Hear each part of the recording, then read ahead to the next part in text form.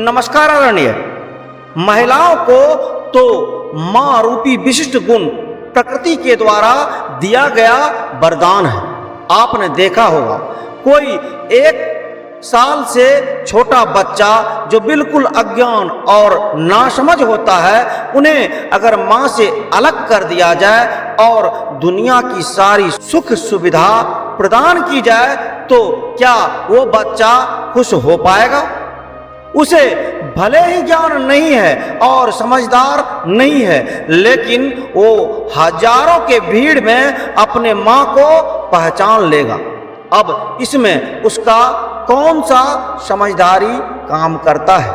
बच्चा मां रूपी शरीर को भले पहचानने में असमर्थ हो, लेकिन उस मां के निश्चल प्रेम के सुगंध का तड़प उसे किसी के गोद में चैन से नहीं रहने देता। लेकिन यही जब वो बच्चा समझदार हो जाता है तो मां का भरोसा को तोड़ देता है। इसलिए प्रेम का सबसे बड़ा दुश्मन समझदारी होता है, और जहां समर्पण है वहीं प्रेम संभव है। इस तड़प में जो प्रेम है उसमें उस मां की 9 महीने की कठोर तपस्या छुपी होती है। लेकिन पति पत्नी के रिश्ते में हम एक दूसरे के विरोध में जीते हैं। जिंदा तो रहा लेकिन जिया नहीं। चूंकि पति पत्नी का जीवन कोई अलग अलग जीवन नहीं है, फिर विरोध किस बात का? कोई भी औरत मां बनने की इस प्रक्रिया में जो 9 महीने असहनीय पीड़ा उठाती है, वही उसे सृजनकर्ता के रूप में एक विशिष्ट दर्जा मां होने का बोध कराती है।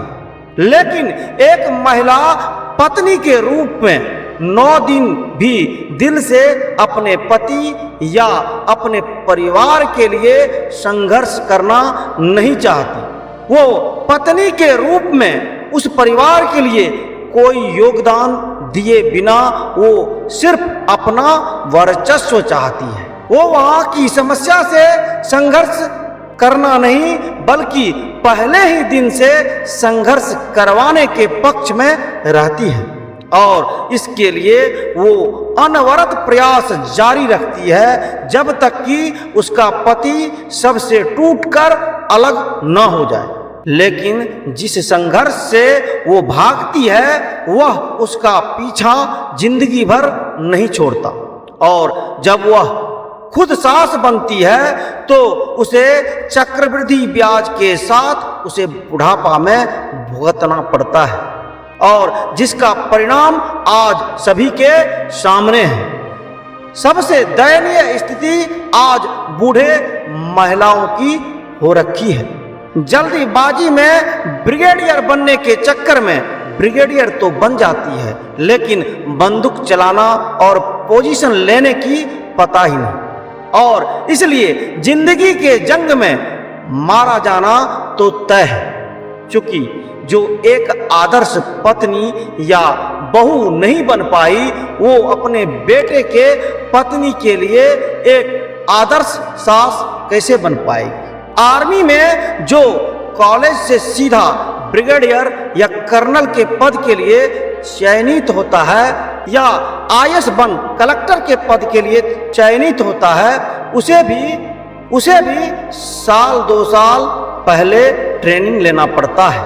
अर्थात कोई भी बड़ा पद या उपलब्धि जल्दीबाजी में हासिल नहीं होता, और हासिल हो भी जाए तो वो खुद के लिए ही खतरनाक हो जाता है, और वो ज्यादा दिन तक नहीं टिक पाता, और ये प्रकृति का नियम है। उस 9 महीने में मां किसी के विरोध में नहीं, बल्कि अपने आप से जंग लड़ती है और ईश्वर के प्रति अनुरोध की भावना से जीती है। वही एक महिला पत्नी बनने के साथ ही उस परिवार के प्रति और बाद में अपने पति के प्रति विरोध में जीना प्रारंभ कर देती है। मान लीजिए आप नौकरी में किसी नई कंपनी में मैनेजर पद पे ज्वाइन कर रहे हैं। भले ही आप बहुत टैलेंटेड और एक्सपीरियंस्ड हैं, लेकिन पहले ही दिन डायरेक्ट आपको सारे पावर या अथॉरिटी तो नहीं मिल जाएगा। पहले आपको अच्छे बुरे सभी स्टाफ को एक टीम के तरह साथ लेकर आगे बढ़ने के साथ साथ आपको उस कंपनी को बुलंदी पे ले जाना होगा। फिर वो कंपनी आपको अपने आप बुलंदी पे बैठा देगा। ठीक इसी प्रकार आप जिस परिवार की बहू या जिस पति का पत्नी बनने जा रहे हैं, पहले अपने त्याग, परिश्रम, समर्पण और तपस्या से उस परिवार और उस पति को बुलंदी पे ले जाना होगा। आप एक पत्नी के रूप में सृष्टि के रचना में भागीदार बनने जा रहे हैं, जहां से आपके जीवन के जिम्मेदारियों का शुरुआत होने वाला है। पत्नी के रूप में ससुराल आपका कर्मभूमि होता है, लेकिन देखा जाए तो शादी के पहला सालगिरह आते आते वह रणभूमि में तब्दील हो जाता है। और हम सभी पहले से मान बैठे हैं फैमिली अर्थात पति पत्नी। जो जन्म दिया वो गया तेल लेने। लेकिन हम क्या अपने जवानी के नशा में कहीं ये तो नहीं भूल गए कि हम भी कभी माँ, बाप और सास ससुर बनेंगे।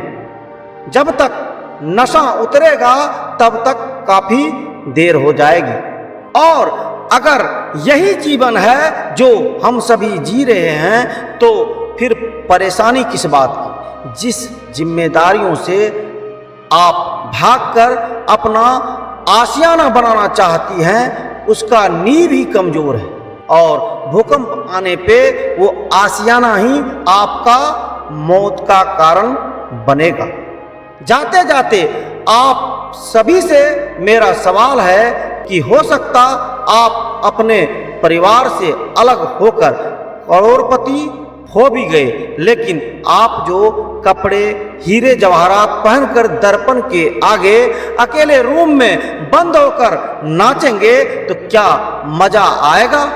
फिर कभी बर्थडे के नाम पे तो कभी सालगिरह के नाम पे अपने अमीरी या अपने बदन का नुमाइश करने के लिए भाड़े पे भीड़ तो इकट्ठा करना पड़ेगा ही, जो कि क्षणिक होगा। रात गई बात गई तो फिर अपने को क्यों ना इकट्ठा करें। मिलते हैं अगले वीडियो में, तब तक के लिए नमस्कार। जय हिंद, जय भारत। सब्सक्राइब करें नशा और अपने समाज के विकास में भागीदार बने।